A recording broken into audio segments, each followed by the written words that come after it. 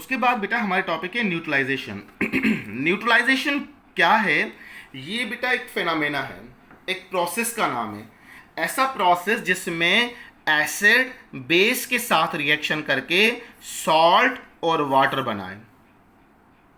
The process in which acid react base to form salt and water known as neutralisation. तो पहले तो आपको पता होना चाहिए न्यूट्रलाइजेशन है क्या। सेकंड, जितने भी न्यूट्रलाइजेशन रिएक्शन होते हैं all are exo in nature, ये सारे एक्सो इन नेचर के होते हैं।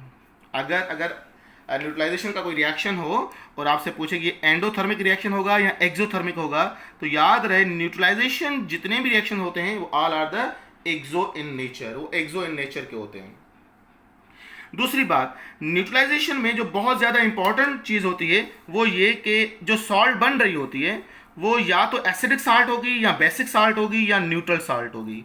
कैसे पता चलेगा? डिपेंड करेगा न्यूट्रलाइजेशन अमल जो है वो पार्शियल हो रहा है, हाफ हो रहा है या कंप्लीट हो रहा है। अगरचे कंप्लीट हो रहा है, जैसे मैं आपको एग्जांपल दे रहा हूँ, sodium hydroxide treated with hydrochloric acid, ratio क्या है बेटा? 1:1। दोनों स्ट्रांग है, स्ट्रांग बेस स्ट्रांग एसिड, दोनों क्या है? स्ट्रांग है।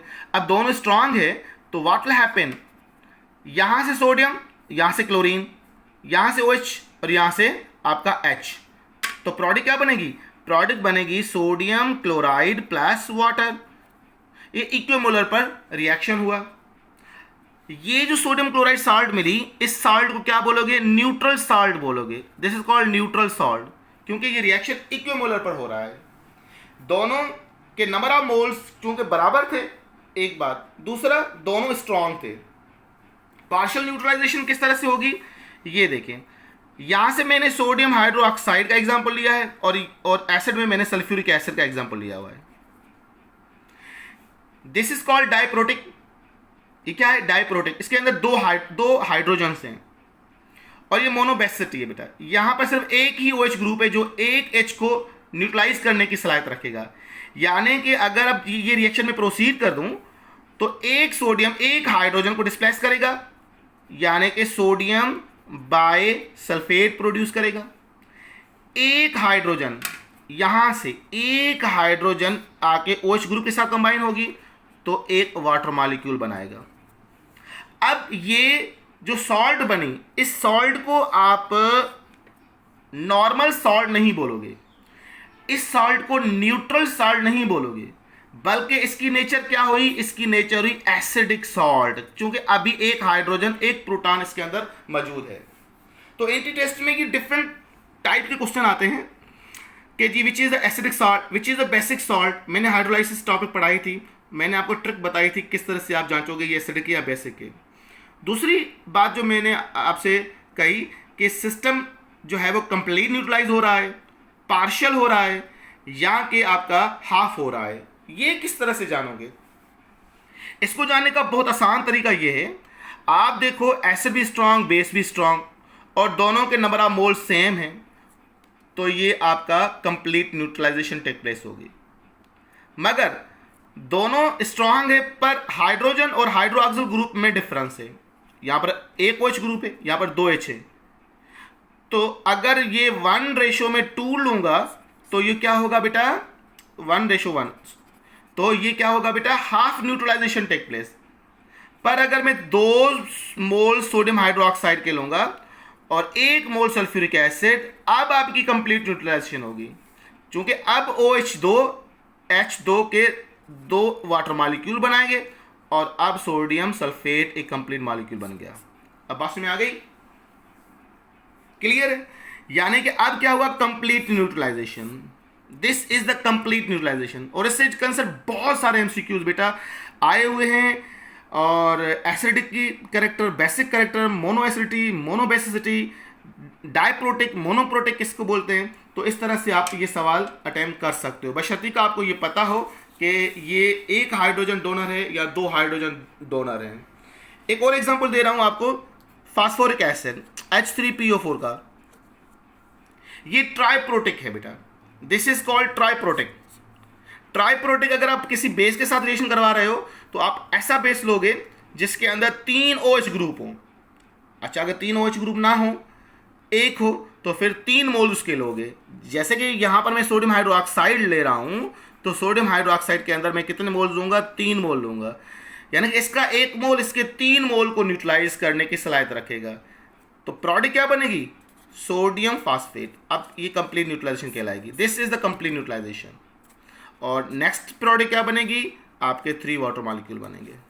मगर अगर मैं इसके 2 मोल लेता, अगर मैं इसका 1 मोल लेता, तो याद रहे वो आपकी कंप्लीट न्यूट्रलाइजेशन नहीं होती, पार्शियल होती या कि हाफ होती। बस में आ रही है? तो कंप्लीट न्यूट्रलाइजेशन किसे बोलते हैं, हाफ न्यूट्रलाइजेशन किसे बोलते हैं, एसिडिक सॉल्ट किसे बोलते हैं, बेसिक सॉल्ट किसे बोलते हैं। तो ये बात आपके जहन में होनी चाहिए कि अगर एक हाइड्रोजन एक OH ग्रुप को न्यूट्रलाइज कर रहा है तो कंप्लीट न्यूट्रलाइज होगी। मगर OH ग्रुप ज़्यादा हो या H ग्रुप ज़्यादा हो, उसी हिसाब से आप डिसाइड करोगे ये एसिडिक सॉल्ट बनेगी या आपकी बेसिक सॉल्ट बनेगी।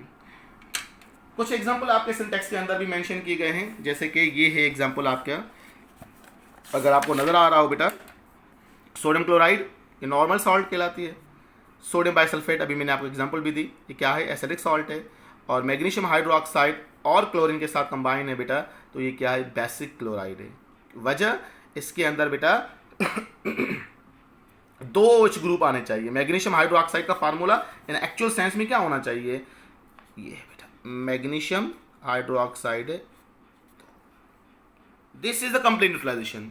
मगर चूंकि ये क्लोरीन अभी मौजूद है, एक क्लोरीन को डिस्प्लेस करेगा OH ग्रुप, तो इस हिसाब से ये कंप्लीट न्यूट्रलाइजेशन होगी, ये पार्शियल न्यूट्रलाइजेशन है। ये कंप्लीट न्यूट्रलाइजेशन नहीं है, ये क्या है? एक HCl के साथ रिएक्शन हो रहा है, तो इस तरह से प्रोडक्ट बना रही है। 2 एग्जांपल आपको, अगर इक्वेशन समझ में आ रही है तो ठीक है, नहीं तो मैं आपको यहाँ पे लिख देता हूँ।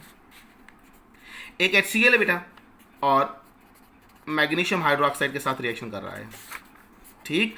एक OH ग्रुप को रिप्लेस किया, प्रोडक्ट बनी वाटर, और नेक्स्ट प्रोडक्ट क्या बनी? मैग्नीशियम हाइड्रोक्साइड के साथ साथ क्लोरीन बना रहा है।